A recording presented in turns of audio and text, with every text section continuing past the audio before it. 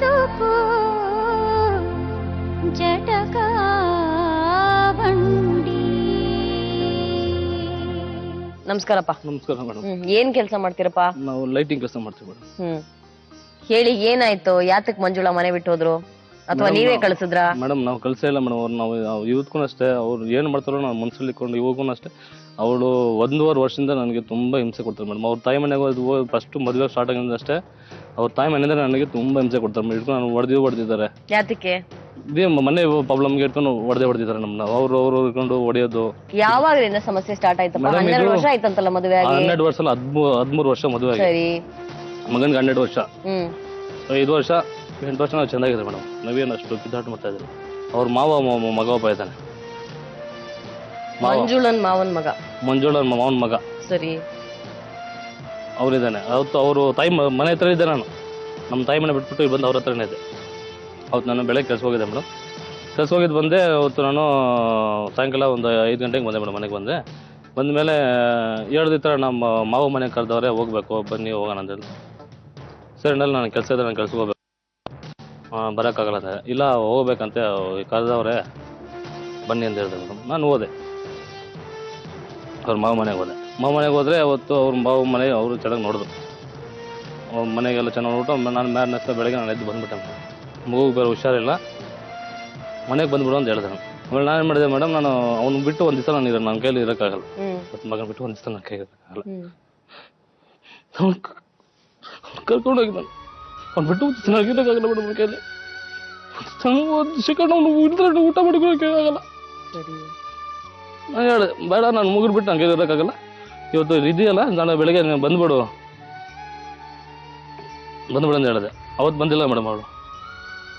ನಾನು ಫೋನ್ ಮಾಡಿದೆ, phone receive ಮಾಡಿಲ್ಲ. ಆಮೇಲೆ ನಾನೇನು ಮಾಡಿದೆ, ಅವತ್ತು ಹೋಗಿಲ್ಲ ಮೇಡಮ್. ಮಾರನೇ ದಿವಸ ಕೆಲ್ಸಕ್ಕೆ ಲೀವ್ ಹಾಕ್ಬಿಟ್ಟು ನಾನು ಹೋದೆ. ಕರೆದ್ರೆ ನಾನು ಬರಲ್ಲ, ಇನ್ನೊಂದು ವಾರ ಇಲ್ಲೇ ಇರ್ತೀನಿ ಅಂದು. ಯಾಕೆ ಬರಲ್ಲ, ಯಾಕೆ ಇಲ್ಲೇ ಇರ್ತೀವಿ 1 ವಾರ ಅಂತ ಕೇಳಿದ್ಕೆ ನಾನು ಇಲ್ಲ, ನನಗೆ 1 ವಾರ ಇಲ್ಲೇ ಇರ್ತೀನಿ, ಆಮೇಲೆ ಬರ್ತಿದ್ದೆ. ಸರಿ ಆಯಿತು, ನನ್ನ ಮಗನ ಬಿಟ್ಟು ನನಗೆ ಇರೋಕ್ಕಾಗಲ್ಲ, ನನ್ನ ಮಗನ ಕರ್ಕೊಂಡೋಗಿ ನಾನು ಇರ್ತೀನಿ, ನೀನು 1 ವಾರ ಅಲ್ಲ 1 ತಿಂಗಳು ಬಿಟ್ಕೊಂಡು ಬರ, ನಮ್ಮ ಬೇಡನಲ್ಲ ಅಂತೇಳಿ ನಮ್ಮ ಮಗನ ಕರ್ಕೊಂಬಂದ್ಬಿಟ್ಟೆ ಮೇಡಮ್.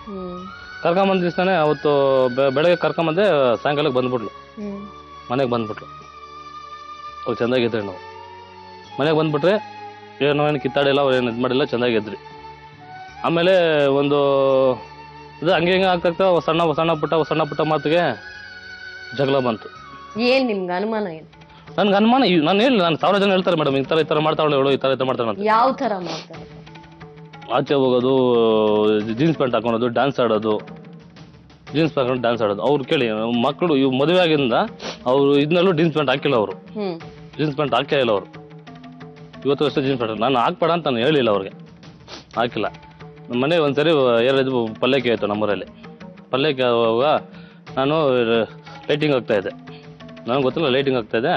ಪಲ್ಯಕ್ಕೆ ಆಗುವಾಗ ಏನು ಮಾಡಿದ್ರು, ನೈಟು ಒಂದು 7 ಗಂಟೆ 8 ಗಂಟೆ ಆಗಿದೆ ಮೇಡಮ್. ಅಲ್ಲಿ ಟಮಟೆ ಹೊಡಿತಾಯಿದ್ರು. ಮನೆ ಹತ್ರ ಬರೋವಾಗ ಮನೆ ಹತ್ರ ಡ್ಯಾನ್ಸ್ ಆಡ್ತಾಯಿದ್ರು. ನಾನು ನೋಡಿದೆ, ಅಕ್ಕಪಕ್ಕದೆಲ್ಲ ನೋಡ್ತಾವ್ರೆ, ಅಲ್ಲಿಂದ ರೋಡೆಲ್ಲ ನೋಡ್ತಾವ್ರೆ. ನಾನು ಅವತ್ತೇನು ಮಾತಾಡಲ್ಲ, ಸುಮ್ಮನೆ ಆಗ್ಬಿಟ್ಟೆ. ಆ 1 ಅವರ್ ನಾನು ಏನೂ ಮಾತಾಡಲ್ಲ, ಸುಮ್ಮನೆ ಆಗ್ಬಿಟ್ಟೆ. ಸರಿ, ಮನೆ ಹತ್ರ ದೇವ್ರನ್ನ ತಗೊಂಬರ್ತಾಯಿದ್ರು. ಆವಾಗ ಟಮಟೆ ಹೊಡಿತಿದ್ರೆ ಡ್ಯಾನ್ಸ್ ಆಡ್ತಾಯಿದ್ಲು. ಅವಾಗ ನಾನೇ ಕರ್ಕೊಂಡೋಗಿ ಹೊಲಕ್ಕೆ ಬಿಟ್ಟಿದ್ದೀನಿ. ಅವು ಹೊಡೆದಿಲ್ಲ, ಬೇದಿಲ್ಲ. ಅವತ್ತು ನಾನೇ ಕರ್ಕೊಂಡೋಗಿ ಹೊರಗ್ಬಿಟ್ಟಿದ್ದೀನಿ. ನಮ್ಮ ಫ್ರೆಂಡ್ಸಲ್ಲಿ ಏನಂತಾರೆ, ಏನೋ ನೀನು ತಿಂಗೆ ಬಿಟ್ಬಿಟ್ಟು ನೀನು ಇದು ಮಾಡ್ತಾಯಿದ್ದೆ, ನಾನು ನಿನ್ನ ಮುಂದೆ ಹಿಂಗೆ ಆಡ್ತಾವಳಲ್ಲ, ನೀನು ಕೇಳೋಕ್ಕಾಗಲ್ಲ ಅಂತ ಕೇಳಿದ್ರು. ಅವಾಗ ನಾನು ಅವ್ರ ಮಾತು ಏನು ಕೇಳಿಲ್ಲ ಮೇಡಮ್. ಅವತ್ತು ನಾನು ಮಾತು ಕೇಳಿಲ್ಲ. ಸರಿ ಆಯಿತು, ಅವ್ರ ವಯಸ್ಸು ಆಡ್ತಾರೆ, ನಾನು ಇವತ್ತು ಕೇಳಿಲ್ಲ. ಇವತ್ತು ಅಷ್ಟೇ ಏನು ಡ್ಯಾನ್ಸ್ ಆಡ್ದೆ ನಾನು ಕೇಳಿಲ್ಲ. ಯಾತಕ್ಕೆ ಮನೆ ಬಿಟ್ಟು ಹೋದ್ರು? ಅದೇ ಮನೆ ಬಿಟ್ಟು ಅಂದರೆ ಮೇಡಮ್, ನಾನು ಅವತ್ತು ದೇವಸ್ಥಾನ ಹೋಗಿದ್ರು, ಓಂಸತಿ ದೇವಸ್ಥಾನ ಹೋಗಿದ್ದಾಗ ಏನಾಯ್ತು ಅಂದರೆ, ಇಲ್ಲಿ ನಮ್ಮ ಏರಿಯಿಂದ ಒಂದು 4-5 ಬಸ್ ಹೋಗಿದೆ. ಆ ಬಸ್ಸಲ್ಲಿ ನಾನು ಇಲ್ಲಿ ಬಿಡುವಾಗ ನಾನು ಬಸ್ಸಲ್ಲಿ ಹತ್ತುವಾಗ ಇವರು ಒಬ್ಳೆ ಕುಂತ್ಕೊಂಡಿದ್ಲು. ಬಸ್ಸಲ್ಲಿ ಡ್ಯಾನ್ಸ್ ಆಡಿದ್ದು ಇದು ಮಾಡಿದ್ದವರು ನನಗೆ ಇವಾಗೂ ಗೊತ್ತಿಲ್ಲ. ಅಮ್ಮ ಬಂದು ಹೇಳಿದ್ರು, ಅವಾಗ ಹೇಳಿದ್ರು, ನಮ್ಮ ಅಕ್ಕ ನಮ್ಮ ಮಾವ ಅವರು ಬಂದು ಹೇಳಿದ್ರು ನನಗೆ, ಈ ಥರ ಅವ್ರ ಅಮ್ಮ ಅವರಪ್ಪನ ಕರೆಸು ಅಂತ ಹೇಳಿದ್ರು. ನಾನು ಹೇಳಿದೆ, ಅವಾಗ ಹೇಳಿದಕ್ಕೆ ಯಾಕೆ ಅಂತ ಕೇಳಿದೆ ನಾನು. ಇಲ್ಲ, ನಿನಗೆ ಗೊತ್ತಾಗಲ್ಲ, ಅವರಮ್ಮ ಅವರಪ್ಪನ ಕರೆಸು, ಅವ್ನು ಹೇಳ್ತೀನಿ ಅಂತ ಹೇಳಿದ್ರು. ಸರಿ ನಾನು ಬಂದು ಹೇಳಿದೆ ಈ ಥರ ನಿಮ್ಮ ಅಪ್ಪನ ಕರ್ಸ್ಬೇಕಂತೆ ಫೋನ್ ಮಾಡಿ ಕರ್ಸು ಅಂತ ಹೇಳಿದೆ. ಹೇಳಿದ್ಕೆ ನಾನೇ ಕರ್ಸ್ಬೇಕು, ಯಾಕೆ ಬರ್ಬೇಕು ಅವರು, ಯಾತಕ್ಕೆ ಬರಬೇಕು ಅಂತ ಜಗಳ ಮಾಡಲ್ಲ ಮೇಡಮ್. ಅವಾಗ ನಾನು ಸರಿ ಈ ಥರ ಹೇಳ್ತಾವ್ರಲ್ಲ ನನಗೇನು ಗೊತ್ತಿಲ್ಲ, ದೊಡ್ಡವ್ರು ಹೇಳ್ತಾವ್ರೆ ಕರ್ಸು ತರ್ತಾರೆ ಕೇಳೋಣ ಅಂತ ನಾನು ಹೇಳಿದೆ. ಅವಾಗ ಅವ್ರು ಕರ್ಸಿಲ್ಲ ಮೇಡಮ್. ಸರಿ ನಾನು ಬಿಟ್ಬಿಟ್ಟೆ. ಸರಿ ಆಯ್ತು ಅಂದ್ರೆ ನಾನು ಬಿಟ್ಟು ಒಂದು ದಿವಸ ಏನಿದೆ 10:30ಗೆ ಹೋಗ್ಬಿಟ್ಟು ಬೆಳಗ್ಗೆ 4 ಗಂಟೆಗೆ ಬಂದವ್ರೆ ಮೇಡಮ್. ರಾತ್ರಿ 10:30 ಬೆಳಗ್ಗೆ ಎಲ್ಲಿಗಂತೂ ಗೊತ್ತಿಲ್ಲ. ನಾನು ಏನು ತಿಳ್ಕೊಳ್ಬೇಕು ನೀವೇ. ಅವ್ರ ತಾಯಿ ಮನೆಗೆ ಫೋನ್ ಮಾಡಿದ್ರೆ ಬಂದಿಲ್ಲ ಅಂತಾರೆ, ಅವ್ರ ಅಣ್ಣನ ಮನೆಗೆ ಫೋನ್ ಮಾಡಿದ್ರೆ ಬಂದಿಲ್ಲ ಅಂತಾರೆ. ಬೆಟ್ಟೆಲಿಗೆ ನಾವು ಅಷ್ಟೊತ್ತಲ್ಲಿ ಬೆಟ್ಟೆಲಿಗೆ ಹೋಗಿದ್ವಿ ಮೇಡಮ್, ಬಾನ್ಸ್ವಾಡಿಂದ ಬೆಟ್ಟೆಲಿಗೆ ಹೋಗಿದ್ವಿ, ಇದು ಯಲಹಂಕ ಬೆಟ್ಟೆಲಿ ಹತ್ರ ಹೋಗಿದ್ವಿ ಮೇಡಮ್. ನಾವು 12 ಗಂಟೆಲಿ ಹೋಗಿದ್ವಿ ಮೇಡಮ್. ಹೋಗ್ಬಿಟ್ಟು 12 ಗಂಟೆಲಿ ಅವ್ರ ಅಣ್ಣ ಮನೆಗೆ ಎಬ್ಬಿಸಿ ಬೆಟ್ಟೆಲಿ ಎಬ್ಬಿಸ್ಬಿಟ್ಟು. ಮೊನ್ನೆ ನಿಮ್ ತಂದೆ ತೀರು ಹೋದಾಗ ಏನು ಅದು ಗಲಾಟೆ? ಮೊನ್ನೆ ನಮ್ಮ ತಂದೆ ತೀರೋವಾಗ ಏನು ಗಲಾಟೆ ಇಲ್ಲ, ನಾವು ಸಾವು ಬಂದಿದ್ರು, ಸಾವು ಆಯಿತು. ಇವರು ಏನಾಯ್ತಂದರೆ ನಾನು ಸಾವೆಲ್ಲ ಮುಗಿಸ್ಕೊಂಡು ಮಣ್ಣೆಲ್ಲ ಮುಗಿಸ್ಕೊಂಡು ಬಂದಿದ್ದು ಮನೆಗೆ ಬಂದ್ವಿ, ದೀಪ ನೋಡೋದಾಯ್ತು. ಇವ್ರು ಬಂದು ದೀಪ ನೋಡ್ಬಿಟ್ಟು ನಾನು ಹೋಗ್ತೀನಿ ಮನೆಗೆ ಅಂತ ಹೇಳಿದ್ರು. ಇಲ್ಲ ಇವಳು ಸಂಸಾರ ಮಾಡೋರು ಮಕ್ಕಳು ನೋಡ್ಕೊಳ್ಳಾಗಿದ್ರೆ ಇವಳು ನಿನ್ನ ಮನೆಗೆ ಬಂದು ಹೋಗ್ಬೇಕಾಗಿತ್ತು ಮೇಡಮ್, ಹೋಗ್ಬೇಕಾಗಿತ್ತು. ನೀನು ಯಾಕೆ ಕೇಳಬೇಕು ಅಂತ ನಾನು ಕೇಳಿದೆ. ಸರಿ ಹೇಳ್ತಾನ ಅಷ್ಟೇ ಆಯಿತು.